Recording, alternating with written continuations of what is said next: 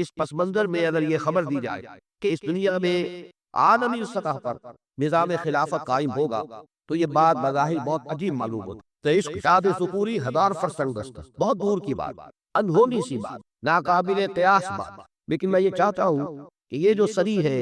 20ویں صدی عیسوی جب اختتام کو پہنچا چاہتی، اس کے جو عجائبات ہیں، ایسے واقعات جو اس صدی میں رونما ہوئے ہیں، اگر ایک طائرانہ نگاہ ان پر ڈال لی جائے تو واقعہ یہ ہے کہ اندازہ ہوتا ہے کہ جب اس صدی میں یہ سب کچھ ہوا تو یہ دوسری بات بھی محال نہیں ہے، ناممکن نہیں۔ دیکھیے اس صدی میں دو عظیم سلطنتیں دنیا کے نقشے سے غائب ہوئی۔ اس صدی کا آغاز تھا سلطنت عثمانیہ، گریٹ آٹومان امپائر، اس کی عظمت، سطوت، اس کی تاریخ، اس کا دبدبہ، اس کو سامنے رکھیے۔ 3 بر اعظموں پر پھیلی ہوئی عظیم سلطنت، پورا شمالی افریقہ، پورا مغربی ایشیا اور مشرقی یورپ کا بہت بڑا رقبہ، اتنی بڑی سلطنت اور نسیب منسیہ ہو گئی، اس کا وجود نہ رہا۔ ترکی کے نام سے ایک چھوٹا سا ملک باقی رہا۔ یہ صدی کے بالکل آغاز میں، صدی کے اختتام کے قریب آ کر great Soviet Union, one of the 2 super powers, اس کا رقبہ، اس کا دبدبہ، اس کی سطوت، اس کی شوکت، اس کا روب امریکہ کو لالے پڑے ہوئے تھے، اس لیے کہ فضائی پروگرام میں، خلائی پروگرام میں وہ امریکہ سے بہت آگے۔ لیکن یہ کہ دیکھتے ہی دیکھتے جیسے برف پگھل جائے ایسے اس کا وجود اب دنیا کے نقشے سے ختم ہو گئی، اور یہ 2 سلطنتوں کا دنیا کے نقشے سے غائب ہو جانا اس صدی کا، اور کوئی عجب نہیں کہ تیسرا واقعہ ابھی اسی صدی میں رونما ہو جائے، اس کے آثار شروع ہو چکے۔ اس وقت کی سول سپریم پاور، اب وہ one of the super powers نہیں ہے، سول سپریم پاور امریکہ دراڑیں پڑ چکی ہے، زوال کے آثار سامنے، اور کوئی عجب نہیں کہ اس صدی کے خاتمے سے پہلے پہلے اس کا بھی وہی عشر ہو جائے جو سوویت یونین کا ہماری نگاہوں کے سامنے۔ آج یہ بات بڑی ناقابل قیاس معلوم ہو رہی ہے، لیکن ذرا سوچئے کہ چند سال پہلے کیا یہی بات سوویت یونین کے بارے میں قابل قبول اور قابل یقین ہو سکتی تھی؟ لیکن تاریخی حقائق کو دیکھیے، کل سیروا فی الارض، زمین میں گھومو پھرو تو یہ کیا عجائب بات ہے۔ اس صدی کے میں یہ سمجھتا ہوں کہ پوری انسانی تاریخ اتنی کچھ ہمیں معلوم ہے، وہ 4-5 ہزار سال سے زیادہ کی تاریخ نہیں ہے، اس میں کوئی صدی ایسی نہیں آئی ہے جیسی یہ 20ویں صدی عیسوی۔ جتنے عظیم واقعات اس ایک صدی میں رونما ہوئے ہیں وہ شاید 1000 سال میں بھی رونما نہ ہوئے ہو اس سے اب۔ اسی طریقے سے 2 عظیم جنگیں، انہیں ورلڈ وارز کا، عالمگیر جنگ، پہلی جنگ، دوسری جنگ، کروڑوں انسان قتل ہوئے ہیں دونوں جنگوں، ملکوں کے ملک تہس نہس ہوئے، یہ ہوا ہے بالفعل۔ تو کون سے تعجب کی بات ہے کہ وہ جنگ جس کی خبر دی گئی ہے احادیث میں، اس کے لیے ایک لفظ ہے الملحمۃ العظمیٰ، عظیم ترین جنگ، جس کے لیے بائبل میں بھی جو اس کا آخری باب ہے ریولیشن، اس میں آرمگیڈون کا نص موجود ہے۔ حضرت مسیح علیہ السلام کی یہ حواری حضرت یوحنا، یہ ان کے مکاشفات ہے، ریولیشن، اور ان میں تذکرہ موجود ہے بہت عظیم جنگ ہو، اور عربی سے جن کو واقفیت ہے الملحمۃ العظمیٰ، عظمیٰ جو ہے افعل التفضیل کا صیغہ ہے، سب سے بڑی جنگ، تاریخ انسانی کی عظیم ترین جنگ، اس کی خبر دی گئی، اور کوئی عجب نہیں کہ اس صدی کے خاتمے سے پہلے پہلے وہ جنگ بھی واقع ہو۔ اسی طریقے سے خاص طور پر سابقہ امت مسلمہ بنی اسرائیل، یہود 2000 برس سے بے گھر تھے، بے خانمہ، برباد، ڈائسپورا، کوئی گھر نہیں، کوئی ملک نہیں، در بدر کی ٹھوکریں کھانے والی قوم، اس صدی میں اسے گھر ملا ہے، ملک میں۔ اس صدی کا بالکل آغاز تھا 1919 بالفور ڈیکلریشن، اس صدی کے آغاز ہی سے ہی تمام واقعات کے جو ہے سلسلے شروع ہو گئے۔ بالفور ڈیکلریشن میں طے کیا گیا تھا کہ فلسطین پر ان کا حق ہے اور وہاں انہیں آباد ہونے کے لیے سہولتیں فراہم کی جائیں گی۔ 1919 میں جس کام کا آغاز ہوا، 1948 میں 30 برس سے کم مدت میں وہ ملک وجود میں آ گیا۔ تو کوئی عجب کی بات نہیں ہے، کوئی تعجب کی بات نہیں کہ اسرائیل سے گریٹر اسرائیل تک، عظیم تر اسرائیل تک بھی اسی صدی میں پیش قدمی ہو جائے۔ چوتھی بات یہ ہے کہ یہی صدی ہے جس میں خلافت اسلامیہ کا خاتمہ 1924۔ یہ ذہن میں رکھیے کہ یہ خلافت وہ خلافت نہیں تھی جس کو ہم خلافت راشدہ کہتے ہیں، تو خلافت علی منہاج النبوہ ہے، اس حدیث کی روح سے جو ابھی میں نے آپ کو سنائی، تاہم خلافت تھی، نام تو تھا، جیسے ہم نام کے مسلمان ہیں ایسے ہی نام کی خلافت بھی تھی۔ بہرحال علامہ اقبال نے جو فریاد کی کہ چاک کر دی ترک ناداں نے خلافت کی کما، سادگی اپنوں کی دیکھ اوروں کی عیاری بھی دیکھ، یہ کچھ اور سے پیچھے جنہوں نے اس خاتمہ کروایا خلافت کا، یہ وہی فری میسنری، زائنزم، برطانیہ، یہ قوتیں پیچھے۔ لیکن یہ کہ جادو وہ جو سر چڑھ کر بولے، کروایا ایک مسلمان کے ہاتھ، مصطفیٰ کمال پاشا کے ہاتھ، چاک کر دی ترک ناداں نے خلافت کی کما، سادگی اپنوں کی دیکھ اوروں کی عیاری بھی دیکھ، مقصد بھی حاصل کر لیا، الزام بھی اپنے اوپر نہیں آ رہے۔ لیکن میں جو عجائبات اس صدی کے آپ کو گنوا رہا ہوں، اس کے اعتبار سے اسے بھی ناقابل قرین، ناقابل قیاس نہ سمجھیے کہ اس صدی کے خاتمے سے پہلے پہلے پھر دوبارہ خلافت کا نظام قائم ہو جائے۔ جب یہ سب کچھ ہو سکتا ہے جو اس صدی میں ہوا ہے، تو آخر یہ باتیں کیسے محالات عقلیہ بشر شبہات کو چاہے۔ بہرحال میں نے اس صدی کے عظیم مباحث کا کچھ تھوڑا سا تذکرہ اس لیے کیا ہے کہ خاص طور پر ہمارا دینا چاہتا ہوں کہ جب خلافت کو ختم کرنے کی سازشیں چل رہی تھی، یہی آپ کا ملک تھا بر عظیم پاک و ہند، اس میں عظیم تحریک چلی تھی، پوری دنیا میں کہیں اور کوئی تحریک نہیں تھی، کہیں کوئی احتجاج نہیں تھا، پورے دنیا میں کسی دوسرے مسلمان ملک میں ترکوں کی ہمدردی میں اور ترکوں کی موافقت میں کوئی بات کبھی نہیں کہی گئی۔ پورا عالم عرب تو ویسے ہی ترکوں کا دشمن ہو چکا تھا، انگریزی استعمار نے قومی نفرت کے بیج بو دیے تھے، لیکن یہ کہ بقیہ میں تو پورا عالم اسلام ہے، عالم عرب تو اس ملت اسلامیہ کا 1/5 بھی نہیں ہے، باقی 4/5 اس میں نوٹ کر لیجئے صرف یہ بر عظیم پاک و ہند ہے کہ جس پہ تحریک چلی، تحریک خلافت، اور کس شد و مت سے چلی، کس زور شور سے چلی کہ ہندوؤں کو اس میں شریک ہونا پڑا، دادی کو اس میں شریک ہونا پڑا، اس لیے کہ بہرحال ایک ذہین آدمی تھا، سمجھدار آدمی تھا، حالات کے نبض پر اس کا ہاتھ تھا، وہ جانتا تھا کہ اگر اس وقت ہم نے مسلمانوں کا ساتھ اس تحریک میں نہ دیا تو پھر کسی بھی تحریک میں اب ان کا تعامل حاصل نہیں کر سکے، کہاں گاندھی کہاں خلافت۔ لیکن آپ اندازہ کیجئے کہ یہ تحریک،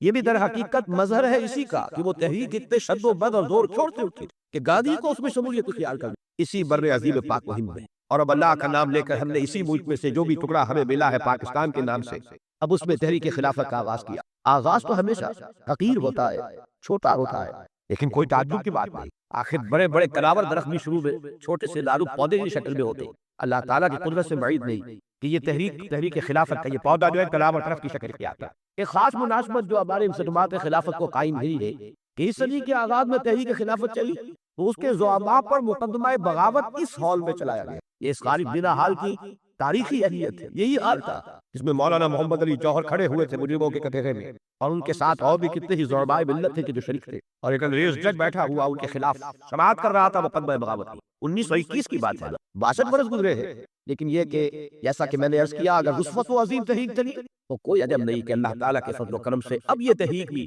وقت و درکار ہوگا، لیکن اللہ کے فضل و کرم سے یہ مومنٹم پکڑے، اس میں قوت پیدا ہو، تو نہ یہ اللہ کے فضل و قدرت سے بعید ہے، اور نہ ہی جیسا کہ میں نے عرض کیا اس صدی کے تمام عجائبات اگر آپ کے سامنے ہو تو ان کے اعتبار سے یہ بہت ہی ایک محال بات نظر آتا۔ ایک بات میں یہاں ضرور واضح کر دوں، وہ جو تحریک خلافت چلی تھی جس کے زعماء پر مقدمہ بغاوت اس حال میں چلایا گیا تھا، اور اب جس تحریک خلافت کا ہم نے آغاز کیا ہے، نام تو وہی ہے مشترک، لیکن ان کے مابین زمین و آسمان کا فرق۔ وہ تحریک صرف ایک احتجاجی تحریک تھی کہ خلافت کے نام سے مسلمانوں کی وحدت ملی کا جو ایک نشان ہے، جو ایک علامت ہے، اسے ختم نہ کیا جائے۔ حالانکہ پوری دنیا جانتی تھی، ہر شخص جانتا تھا، بچہ بچہ جانتا تھا، یہ خلافت وہ خلافت نہیں ہے، یہ وہ خلافت تو نہیں جو عمر فاروق کی خلافت تھی رضی اللہ تعالیٰ، یا ابو بکر کی خلافت تھی رضی اللہ تعالیٰ، یا عثمان غنی کی خلافت تھی رضی اللہ تعالیٰ، یا حضرت علی مرتضیٰ کی خلافت تھی رضی اللہ تعالیٰ، یہ وہ خلافت تو نہیں، لیکن پھر بھی وحدت ملی کا ایک نشان، ایک علامت۔ اب میں آپ کو ایک بات بتا دینا چاہتا کہ جیسے ہمارے ایک محاورہ ہے کہ ہاتھی مرا ہوا بھی سوا لاکھتا ہے،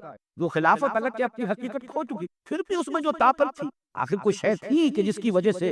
اسلام کے دشمن یہ چاہتے تھے کہ اس کو ختم کر دیا جائے۔ اس کے ضمن میں ایک واقعہ بھی ہے کہ حضرت شیخ الہند مولانا محمود حسن رحمہ اللہ یہ جب مالٹا میں اسیر تھے، نظر بند تھے، تو وہاں جو انگریز کمانڈانٹ تھا اس کیمپ کا جس میں کہ وہ نظر بند تھے، اس کو کچھ انس ہو گیا حضرت شیخ الہند سے۔ بہرحال ہر شخص اندازہ کر دیتا ہے یہ کوئی عام مجرم نہیں ہے، اس کی شخصیت ہے، روحانیت جو ہے تو انسان کی وجود سے شعاعوں کی صورت میں پھوٹتی ہے، گرویدہ ہو گیا اور کافی بے تکلفی تھی آپ۔ تو حضرت شیخ نے ایک روز اس سے پوچھا کہ آپ لوگ ہماری خلافت کے کیوں درپے ہو گئے؟ اب آپ نوٹ کیجئے خلافت کی تنسیخ 1924 میں ہو رہی ہے، 1920 میں حضرت شیخ الہند رہا ہو کر واپس آ چکے ہیں پاک ہندوستان۔ معلوم ہوا کہ یہ گفتگو اگر ہوگی تو سن 17، 18، 19 کی ہوگی، لیکن معلوم تھا کہ سازش کیا چل رہی ہے، خلافت کے اس پودے کو، اس درخت کو اکھاڑنے کے لیے کیسی آلیاں چل رہی۔ جیسے کبھی ایک بوریا نشین شاہ ولی اللہ دہلوی دہلی کے کسی مسجد میں اور کسی خانقاہ میں اور کسی اس کے حجرے میں بیٹھا ہوا پورے ہندوستان کے حالات کا جائزہ لے رہا تھا، اور اس نتیجے پر پہنچ چکا تھا کہ جو مرہٹہ طاقت اٹھ رہی ہے جنوبی ہند سے،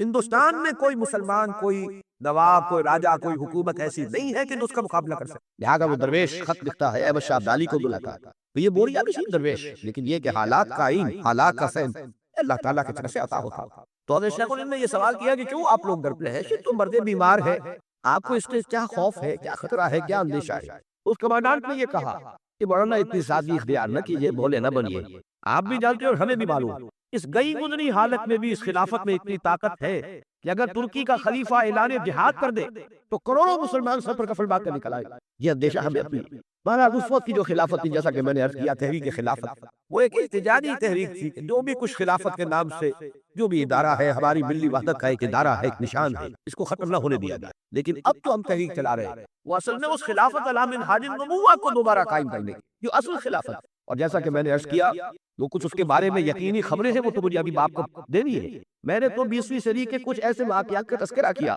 کہ اگر ان کو سامنے رکھیں تو یہ شے انہونی نظر نہیں آئے۔ جب اتنے بڑے بڑے حوادث و واقعات اس صدی میں ہو گئے تو کون سا تعجب کی بات ہے کہ یہ واقعہ ابھی ظہور پذیر ہو جائے۔ بلکہ میں یہاں تک کہنے کی ضرورت کر رہا ہوں کہ کوئی عجب نہیں کہ اس صدی کے خاتمے سے پہلے اب میں آ رہا ہوں اس پیشن گوئی کی طرف۔ سب سے پہلے تو جو آیہ مبارکہ میں نے تلاوت کی، اس سے پہلے قاری صاحب نے بھی اسی آیت کی تلاوت فرمائی۔ یہ بڑی اہم آیت ہے، سورہ نور کی آیت نمبر 55۔ اللہ تعالیٰ نے اس آیت میں مسلمانوں سے 3 نہایت مؤکد وعدے کیے، بڑے تاکیدی وعدے، اگرچہ وہ وعدے مشروط ہیں، غیر مشروط نہیں۔ وعد اللہ الذین آمنوا منکم وعملوا الصالحات، اے مسلمانوں تم میں سے جو لوگ ایمان اور عمل صالح کا حق ادا کر دیں، اس سے ہمارا وعدہ ہے، بہت پختہ وعدہ ہے، بہت مؤکد وعدہ ہے۔ کیا وعدہ ہے؟ اصل میں ایک ہی بات کو 3 پیرایوں میں دہرایا ہے۔ بات تو ایک ہی ہے۔ پہلا انداز کیا ہے؟ پہلا پیرایہ بیان کیا ہے؟ لَيَسْتَخْلِفَنَّهُمْ فِي الْأَرْضِ كَمَا اسْتَخْلَفَ الَّذِينَ مِن قَبْلِهِمْ، جو مسلمان ایمان اور عمل صالح کا حق ادا کر دیں گے انہیں زمین میں خلافت عطا کریں گے،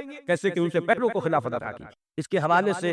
قرآن مجید سے جس کو تھوڑی سی بھی ذہنی ملازمت ہے اسے وہ آیت یاد آ جانی چاہیے، یا داؤد انا جعلناک خلیفۃ فی الارض، جیسے پہلے خلافت عطا کی تھی وہ سابقہ امت مسلمہ تھی، اسے بھی خلافت عطا کی تھی، ایسے ہی تمہیں بھی خلافت عطا کی۔ دوسرا وعدہ وَلَا يُمَكِّنَنَّ لَهُمْ دِينَهُمُ الَّذِي ارْتَضَىٰ لَهُمْ، اور ان کے لیے ان کے اس دین کو تمکن عطا کریں گے جو اس نے اللہ نے ان کے لیے پسند کر دیا۔ یہاں بھی وہی بات ہے، مناسبت قرآن ہے اگر ذہن کو حاصل تو آیت فوراً یاد آ جانی چاہیے، اليوم اکملت لکم دینکم واتممت علیکم نعمتی ورضیت لکم الاسلام دینا، آج کے دن ہم نے تمہارے لیے تمہارے دین کی تکمیل فرما دی، اپنی نعمت کا اتمام فرما دیا، اور تمہارے لیے اب ہمیشہ کے لیے اس دین اسلام کو پسند فرما۔ وہ دین جو ہے فرمایا وَلَا يُمَكِّنَنَّ لَهُمْ دِينَهُمُ الَّذِي ارْتَضَىٰ لَهُمْ، اس دین کو کہ جو اللہ نے پسند فرمایا ہے ان کے لیے اسے تمکن عطا کرے گا، غلبہ عطا کرے گا، وہ پامال نہیں رہے گا، مغلوب نہیں رہے گا۔ وہ جو فریاد کبھی حالی نے کی تھی کہ اے خاصہ خاصان رسول وقت دعا ہے، امت پہ تیری آ کے جب وقت پڑا ہے، وہ دین جو بڑی شان سے نکلا تھا وطن سے، پردیس میں وہ آج غریب الغرباء ہے، یہ دین پامال نہیں رہے گا۔ تیسرا وعدہ وَلَا يُبَدِّلَنَّهُم مِّن بَعْدِ خَوْفِهِمْ أَمْنًا، کہ خوف کی حالت کو امن سے بدل دے۔ یہ ذہن میں رکھیے کہ یہ آیت مبارکہ نازل ہو رہی ہے سن 5 ہجری کے نصف آخر میں یا سن 6 ہجری کے آغاز میں۔ اس وقتاً جو حالات تھے عرب کے، ایک چھوٹا سا چراغ جل رہا تھا مدینہ منورہ میں دین حق کا، محمد الرسول اللہ والذین معہ صلی اللہ علیہ وسلم ورضی اللہ تعالی عنہم اجمعین، اور وہ بستی کتنی بڑی بستی تھی، وہاں اللہ کے دین کا چراغ روشن ہے، لیکن آندیاں چل رہی ہے، جھٹکٹ چل رہے ہیں۔ مجھے وہ نئی صدیقی صاحب کا شعر جو ہے ایسے مواقع پر لازماً یاد آ جاتا ہے کہ آندھیوں سنبھل کے چلو اس پیار میں، امید کے چراغ جلائے ہوئے ہیں ہم۔ تو وہ چراغ جل رہا تھا، آندھیاں تھی چالو۔ میری جس میں دشمنی رکھی گئی ہے، جس طرح میرے سر کا جو ہے مطالبہ ہوتا تھا، 2 ہی آدمی تھے پاکستان میں جن کے سر مانگے گئے، ایک وہ کراچی کے وہ شاہ فریدالدین الدین صاحب۔ اب میں آپ کے سامنے بڑی مختصر الفاظ میں 5 نکات کی ایک پروگرام ہے کہ جو پیش کر رہا ہوں۔ یہ عملاً ہمیں اس میں کرنا کیا؟ پہلی بات، اہم ترین بات، 100 باتوں کی ایک بات، جس کے یہ سمجھیے کہ ہاتھی کے پاؤں میں سب کے پاؤں کی مثال سے ساری باقی باتیں اسی پر مبنی، وہ تو یہ کہ اس ارض پاکستان میں ایک اسلامی انقلاب برپا کیا جائے، ساری توجہ اس پر